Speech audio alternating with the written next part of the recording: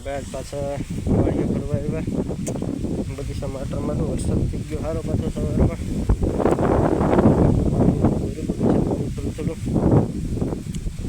હવે વાડીમાં જોઈએ કૂવામાં પાણી કેટલું આવ્યું છે ભાઈ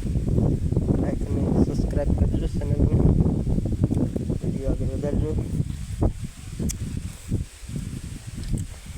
તમને આગળ બીજે વાડીમાં કેટલું પાણી છે કૂવામાં એ બતાવું છું